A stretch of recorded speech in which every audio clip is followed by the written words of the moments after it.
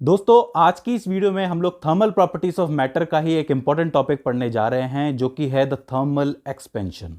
हम लोग जानना चाहते हैं कि थर्मल एक्सपेंशन क्या होता है और क्यों होता है। तो ये बड़ा इंटरेस्टिंग टॉपिक है। देखिए, आपको याद होगा कि पिछली वीडियो के अंदर मैंने एक एग्जांपल दिया था कि जहां पर मैंने एक टेबल पे एक गर्मा गर्म चाय का कप रखा था। थोड़ी देर के बाद क्या हुआ था कि वो जो कप है चाय का वो ठंडा हो गया था, यानी कि उसकी जो हाई अमाउंट ऑफ हीट थी वो इमिट हो गई थी आसपास के सराउंडिंग में। वो क्यों? क्योंकि हाई टेम्परेचर लो टेम्परेचर की तरफ जाता है, हम लोगों ने पढ़ा था। ठीक है, लेकिन ये बात हमें कैसे पता चलेगी कि चाय का टेम्परेचर गिर गया है? ऑब्वियस सी बात है कि चाय के बिहेवियर में कोई ना कोई चेंज आ गया होगा। दूसरे एग्जाम्पल से समझें कि मान लो कि अगर आपको कभी बुखार आया हो, और बुखार में क्या होता है कि आपके बॉडी का टेम्परेचर राइज हो जाता है, तो उस वक्त आपको कैसे पता चलता है?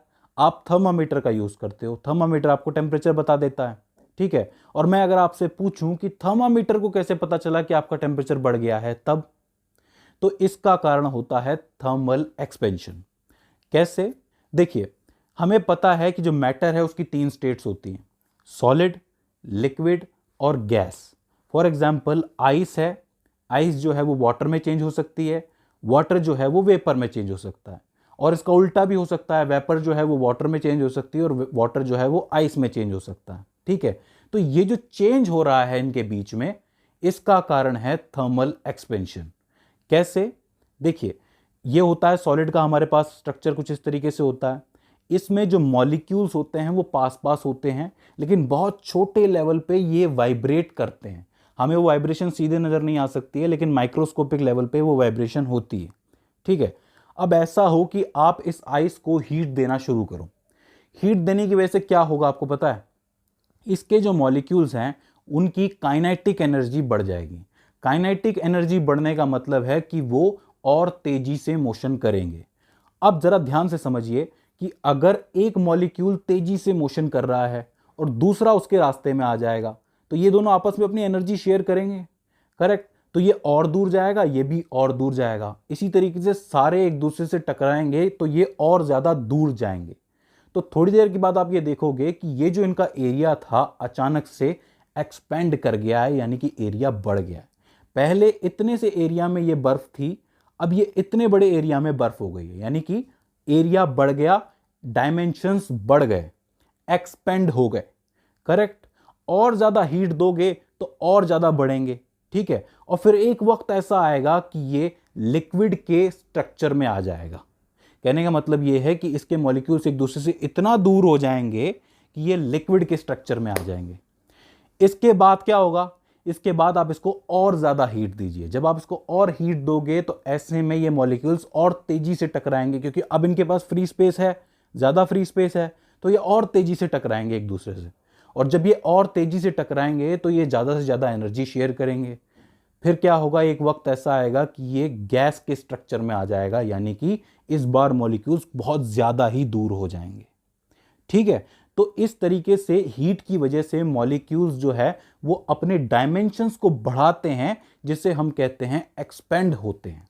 और ये जो एक्सपेंशन है, चूंकि ये एक्सपेंशन हीट की वजह से हो रहा है, इसीलिए हम इसे द थर्मल एक्सपेंशन कहते हैं। तो ये जो थर्मामीटर होता है, कौन सा thermometer? Liquid in glass thermometer. ये पुराने थर्मामीटर हैं जिनके अंदर मरकरी या फिर अल्कोहल होता था। आजकल तो डिजिटल थर्मामीटर्स भी होते हैं, लेकिन मैं इसकी बात इसलिए कर रहा हूं क्योंकि यहाँ जो ग्लास है उसके अंदर मरकरी या अल्कोहल होता है, जो कि एक मैटर है, लिक्विड है, और टेम्परेचर की वजह से इसके अंदर चेंज आता है। तो हमें तो सिर्फ उसकी प्रॉपर्टी पढ़नी है ना, तो प्रॉपर्टीज पढ़ने के लिए हमें पुराना वाला थर्मामीटर लेना पड़ेगा। तो अगर आपके पास एक मरकरी का थर्मामीटर है और आपको बुखार है, यानी कि आपका टेम्परेचर हाई है, तो आपके टेम्परेचर की वजह से ये जो मरकरी है इसके जो मॉलिक्यूल्स होंगे ये एक दूसरे के साथ टकराएंगे, यानी कि इनकी काइनेटिक एनर्जी बढ़ेगी और ये एक्सपेंड होना शुरू हो जाएंगे। और आप देख सकते हो कि कैसे इसका लेवल बढ़ जाता है, और हमें पता चल जाता है कि जहां ये जाके रुकेगा ये इसका टेम्परेचर हो जाएगा। ये बड़ा कैलिब्रेटेड होता है, तरीके से बनाया जाता है, तो हमें पता चल जाता है। तो आप कह सकते हो कि थर्मल एक्सपेंशन किस चीज का रिजल्ट है? टेम्परेचर की वजह से, हीट की वजह से डायमेंशन बढ़ जाती है, ये उसका रिजल्ट है। ठीक है, अब देखिए, थर्मल एक्सपेंशन भी तीन तरीके के होते हैं। पहला होता है लीनियर एक्सपेंशन, यानी कि अगर आपके पास कोई बॉडी है, उसकी लेंथ है, हीट देने की वजह से उसकी लेंथ बढ़ जाए, तो आप उसे लीनियर एक्सपेंशन कहोगे। वहीं जो अगर आप दूसरा होता है आपका एरिया एक्सपेंशन, यानी कि अगर कोई एरिया आपके पास है छोटा सा, उसको आपने हीट दी है, उसकी वजह से वो एरिया बढ़ जाए, तो उसको आप कहोगे एरियल एक्सपेंशन। और तीसरा होता है वॉल्यूम एक्सपेंशन, यानी कि अगर आपके पास कोई ऑब्जेक्ट है, कोई क्यूब है, उसको आपने दिया है हीट, तो उसका वॉल्यूम पूरी तरीके से बढ़ जाएगा, तो उसे हम कहेंगे वॉल्यूम एक्सपेंशन। आप इसे 1D 2D और 3D एक्सपेंशन भी कह सकते हो। तो अब अगली वीडियो में हम लोग ये जानने की कोशिश करेंगे कि लीनियर एक्सपेंशन, एरियल एक्सपेंशन और वॉल्यूम एक्सपेंशन क्या होता है और इनके कोफिशिएंट क्या होते हैं, इनका फॉर्मूला हम कैसे बना सकते हैं। सो फ्रेंड्स, आई होप आपको थर्मल एक्सपेंशन समझ में आया हो। इसके बाद भी इसके अंदर आपको कोई क्वेरी आती है तो आप हमें नीचे कमेंट सेक्शन में पूछ सकते हैं। सो फ्रेंड्स, आज की इस वीडियो के अंदर बस इतना ही। See you in the next one.